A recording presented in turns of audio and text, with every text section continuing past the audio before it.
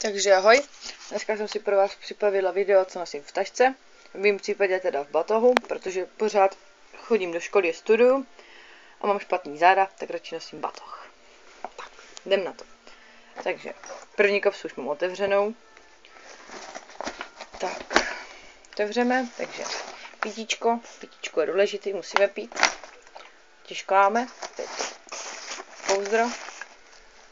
Je pouzdro? Se sluchátkama. Tak jako chytnu. Teď vidíte asi super.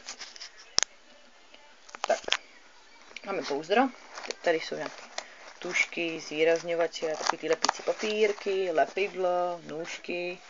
Tady mám balzám na rty od Balej. No, to strašně blbě zaostřuje, přetočím na telefon, protože všechny foťáky mě zklamaly. No, tak má to být malinový, pomalená se teda moc nechutná. Tak. Pak, co tady máme dál? Studijní průkaz. Jo, tak. Pak, peněženka. Tohle je... Mám peněženka do školy. Stačí akorát taková malá. Tady mám akorát občanku, průkaz. Tady mám kartičku do Roxy. Peníze vám ukazovat žádný nemůžu, protože žádný nemám. Vidíte, jako nic.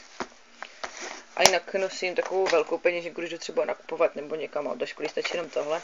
Měsíčák mám vlastně v bundě. Tak dál. Voňavka. Voňavka od Avonu, od Ježíška a je to... Já si musím pát normálně. Summer White Sunset. Strašně sladký to voní, jako po mandarinkách nebo tak po něčem, no. Tak to vypadá. Tak. Odložíme. Pak. Poznámkový blok. Když nemám sešit. Pak. Tady máme němčina. Tady mám diář.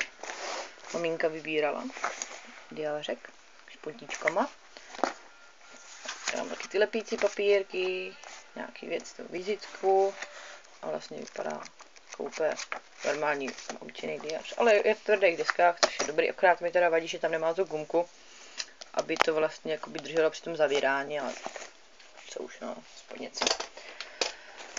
Tak, chemie, chemča, zdravověda, toť vše. O, ještě tady máme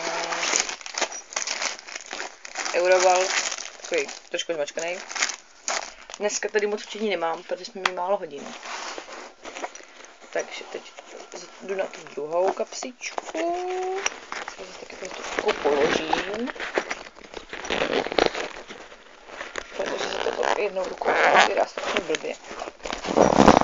Tak jsme v druhé kapsičce a jdem na poklady. Takže mám tady pelníček, takový roztobilej, sladký, protože mi se furt lámou nechce, takže pilník je potřeba.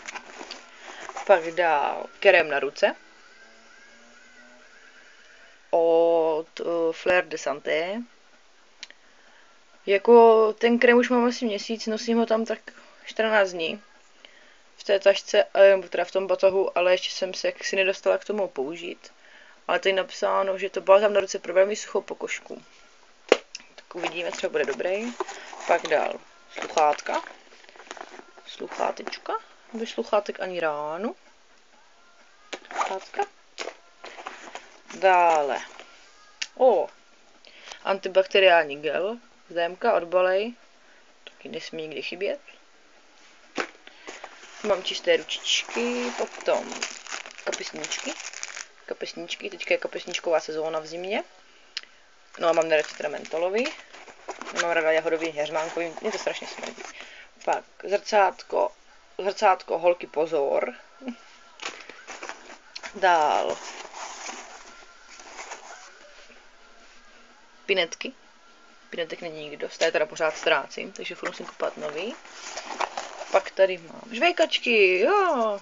No já furt říkám, že nemám žvejkačky, takže žvejkačky. Tady máme, vitamínky Jsou prášky na podporu myšlení s ginkgo bilobou. Tak. Potom tady mám rtěnku od Essence, takovou tu nude a tam vůbec není vidět, 52 in the nude, no, takhle vypadá. Takhle vypadá teda jako strašně tmavě, ale ve skutečnosti jako skoro není vidět, když si dáte na pusu. Tak, rtěnku. Tak, video se nám přerušilo, protože mi jaksi došla baterka. No, nevadí. Tak a poslední věc, kterou tady mám, je rtěnka od Miss Sporty. A vůbec nevím, jaká to vlastně tester, bylo to ve výprodejů. Já jsem si to původně koupila kvůli té barvě.